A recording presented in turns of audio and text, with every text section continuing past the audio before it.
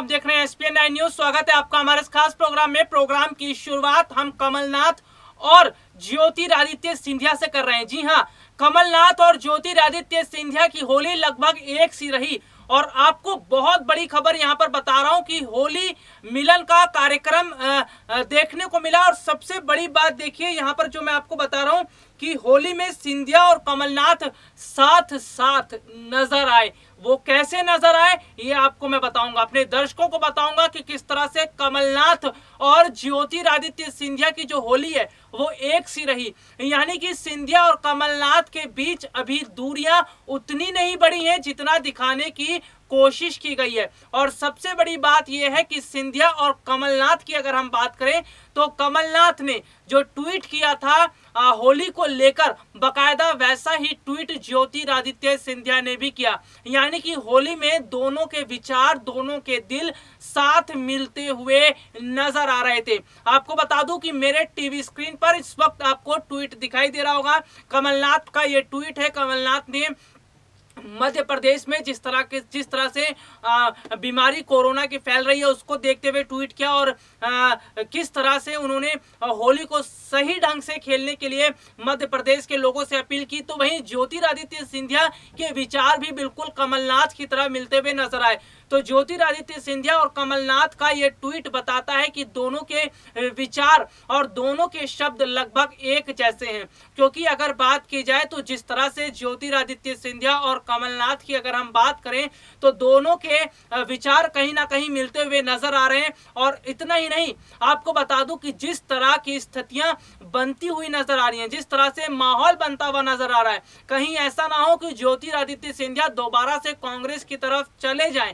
देखिए ये बात मैं इसलिए बोल रहा हूं क्योंकि जब से ज्योतिरादित्य सिंधिया बीजेपी में गए, यानी कि बीजेपी में गए हुए लगभग 1 साल का समय हो चुका है, लेकिन ज्योतिरादित्य सिंधिया और उनके समर्थक 1 साल होने के बावजूद भी बीजेपी के अंदर खुद को एडजस्ट नहीं कर पा रहे हैं, खुद को जो है वो पार्टी के अंदर उस माहौल में नहीं ढाल पा रहे हैं जिस तरह से माहौल में उन्हें ढालना चाहिए। 1 साल के अंदर जो विधायक होते हैं या जो बड़े नेता होते हैं वो अगर दूसरी पार्टी से किसी दूसरी पार्टी में शामिल होते हैं तो उन्हें एडजस्टमेंट जब वो करते हैं तो पूरी तरह से हो जाता है, यानी कि पूरी तरह से वो पार्टी के हो जाते हैं। लेकिन ज्योतिरादित्य सिंधिया और उनके समर्थक अभी पूरी तरह से पार्टी के नहीं हुए हैं। और आपको बता दूं कि होली पर 2 दुश्मन भी गले मिल जाते हैं। कमलनाथ की अगर मैं बात करूं, कमलनाथ ने ज्योतिरादित्य सिंधिया के साथ धोखा किया था। ज्योतिरादित्य सिंधिया का अपमान कांग्रेस पार्टी में हुआ था। जब मध्य प्रदेश के अंदर कांग्रेस की सरकार थी तो कमलनाथ उस वक्त मुख्यमंत्री थे और कमलनाथ की वजह से ही, कमलनाथ और दिग्विजय, इन दोनों कांग्रेस के बड़े नेताओं की वजह से ज्योतिरादित्य सिंधिया और उनके समर्थक वहां पर खुद को असहज महसूस कर रहे थे। ऐसा लग रहा था कि उनका दम वहां पर घुट रहा है। लेकिन आपको बता दूं कि जिस तरह से देखने को मिला कि होली के दिन होली के दिन कमलनाथ ने जो ट्वीट किया उसके बाद ज्योतिरादित्य सिंधिया का भी ट्वीट सामने आया और जिस तरह से मध्य प्रदेश के लोगों को लेकर उन्होंने बात कही तो इससे यह साफ पता चल रहा है कि कहीं ऐसा ना हो कि ज्योतिरादित्य सिंधिया फिर से कांग्रेस की तरफ चले जाएं। हालांकि अभी कुछ ऐसे संकेत तो नहीं मिल रहे हैं, लेकिन ट्वीट के जो शब्द हैं, जो विचार कमलनाथ के हैं, जो सिंधिया के विचार हैं, लगभग मेल खाते हुए नजर आ रहे हैं, लगभग एक जैसे नजर आ रहे हैं। इसी वजह से ये हम बात कर रहे हैं कि शायद अगर बीजेपी के अंदर सिंधिया और उनके समर्थक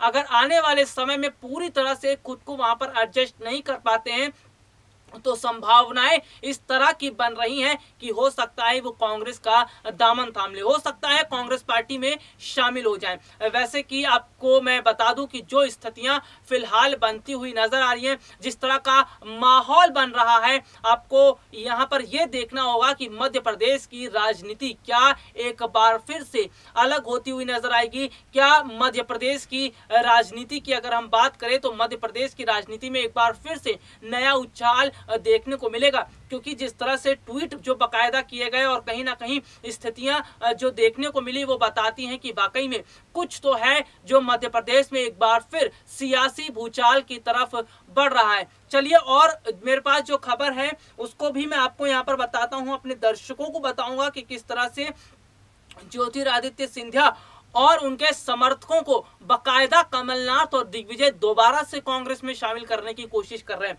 और इतना ही नहीं, कमलनाथ और दिग्विजय सिंह ये पूरी तिकड़ी अपना रहे हैं कि किस तरह से सिंधिया के समर्थकों को अपनी तरफ खींच लिया जाए, किस तरह से उन्हें अपनी तरफ किया जाए, ताकि कांग्रेस एक बार फिर से मध्य प्रदेश के अंदर पूरी तरह से मजबूत स्थिति में खड़ी हो। यानी कि देखा जाए तो माहौल जो है मध्य प्रदेश का वो बहुत ज्यादा अलग होता हुआ नजर आ रहा है। मध्य प्रदेश की तस्वीरें बहुत कुछ बयां कर रही हैं और सियासी जो हलचलें वहां पर एक बार फिर मध्य प्रदेश के अंदर शुरू हो गई हैं। इसका मतलब है कि कुछ ना कुछ तो जरूर खिचड़ी मध्य प्रदेश में फिर से पकती हुई नजर आ रही है।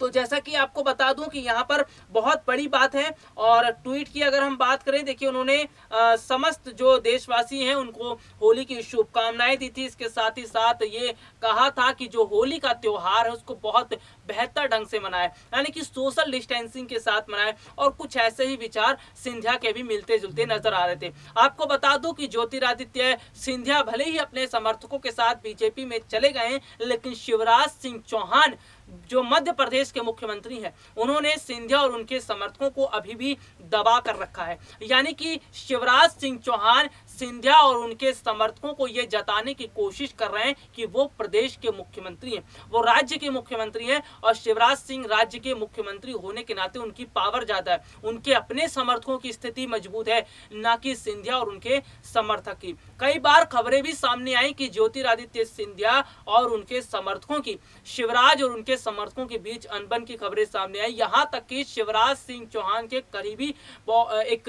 नेता थे, उन्होंने इस तरह की बात कही थी कि जब ज्योतिरादित्य सिंधिया बीजेपी में आए तो सबसे ज्यादा ख्याल सिंधिया और उनके समर्थकों को रखा गया, ना कि शिवराज और उनके समर्थकों का।